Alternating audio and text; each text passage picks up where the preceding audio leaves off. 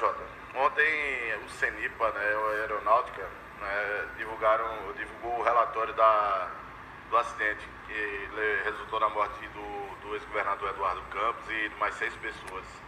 Entre eles, assim, 3 jornalistas daqui de Pernambuco, né, Marcelo, Percol e Severo. E apontou diversas causas, mas basicamente falha humana no episódio, né? Ele fala de desorientação espacial, fala de cansaço dos pilotos, alguma coisa de intriga entre os dois também, falta de experiência para pilotar aquela aeronave, mas tem muita gente contestando esse relatório, inclusive a família contesta essa leitura que foi feita, né? Os pilotos e de Eduardo Campos, exatamente. Então eles contestam essa afirmação de que houve falha apenas do piloto. Eles acreditam que o equipamento também resultou numa coisa. Até porque eu estava vendo um levantamento que foi feito em cima da rede da família Cessna, né, 560, e é uma série de acidentes com o mesmo perfil, não é? Então isso está levantando a hipótese de uma outra falha que não humana. Mas é que a gente vê agora, pelo menos até agora, o oficial que se tem é a questão dos pilotos. Desorientação espacial, o que é isso? Você está dentro das nuvens, você não tem referência, você precisa ter um ponto de referência para você se guiar, e você não tinha isso porque você estava no meio de nuvem, o tempo estava fechado, estava nublado e tudo mais. Até foi recomendado a aterrissagem por aparelho. Ele errou a rota, não seguiu a carta aeronáutica.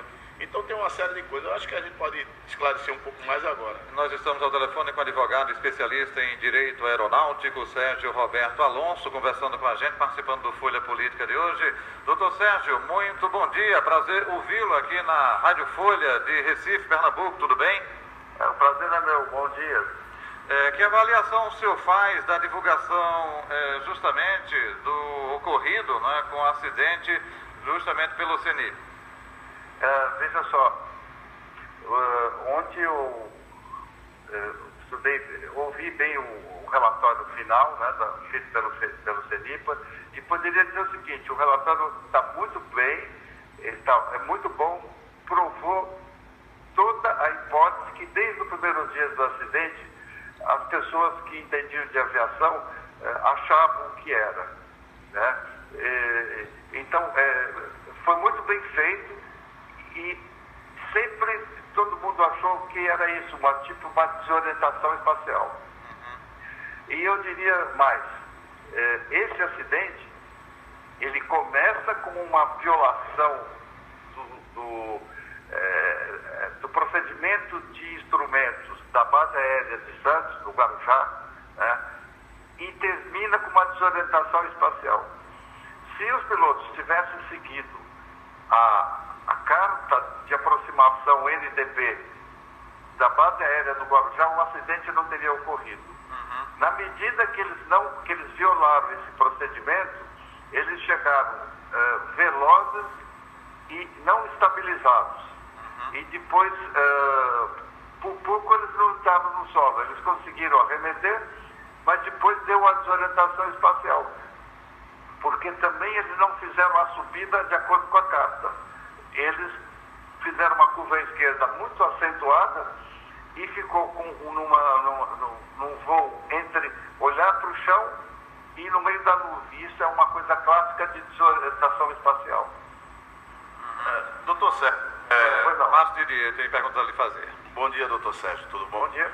Essa desorientação espacial tem alguma coisa a ver com uma pane mental que a gente tem, ou alguma coisa que envolve labirinto e tudo mais?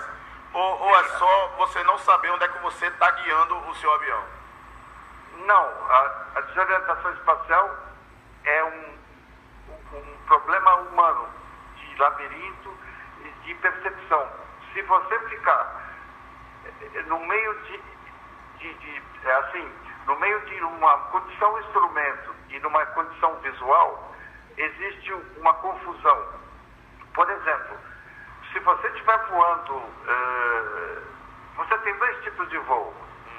Ou o voo é instrumento ou é visual.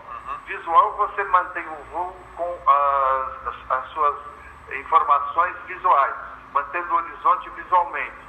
Sim. E quando você for instrumento, você tem que olhar só para os instrumentos. Se você fizer essa mistura, pode dar isso para qualquer pessoa.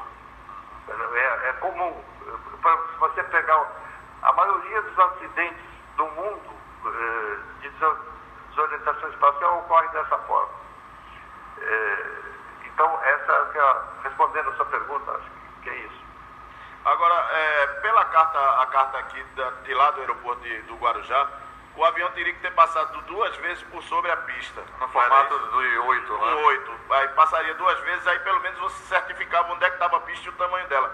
É mais ou menos por isso que ele deveria ter seguido essa carta? Ele tentou ganhar tempo e fez um procedimento não correto, vamos dizer assim, seria isso? Exatamente. Como o procedimento da base aérea do Guarujá, ele não é de precisão, ele não tem ILS, você tem que usar o procedimento NDB. Você vem, bloqueia lá um auxílio, depois você bloqueia de novo e você vai fazendo curvas tantos graus por tantos minutos. Quando você atinge uma posição que se chama MDA, Minimum Decision Altitude, se você não enxergar a pista, você tem que arremeter. Sim. E tem padrões de velocidade, distância e altura. O que ele fez? Ele fez uma aproximação direta, se utilizando de vamos dizer, um aparelho, sei lá, FNU, FNO, que levava ele para uma aproximação direta. Só que esse aparelho não pode ser utilizado em condições de instrumento, só em voos visuais.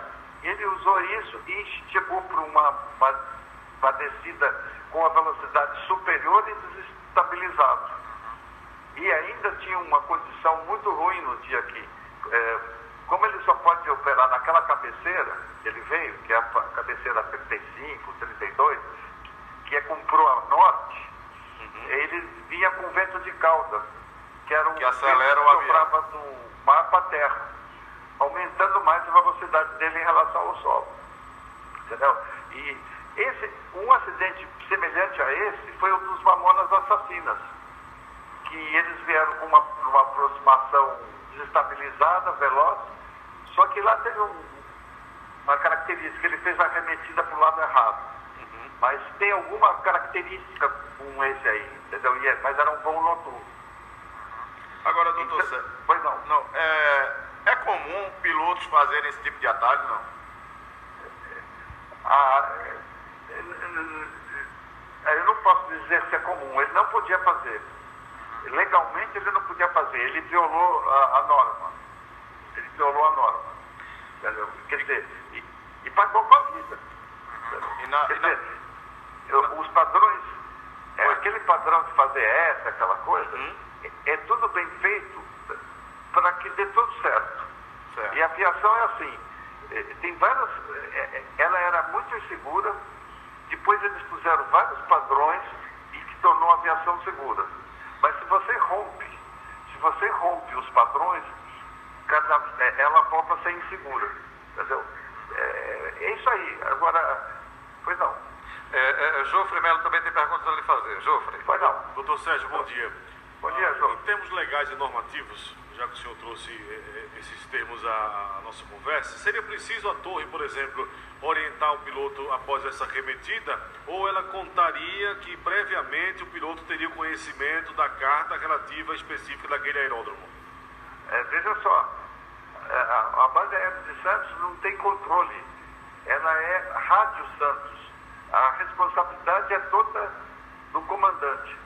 Então ele tinha que, quando saiu do Rio, ele tinha que saber as condições meteorológicas e ele não podia contar com a rádio, porque ela não tem nem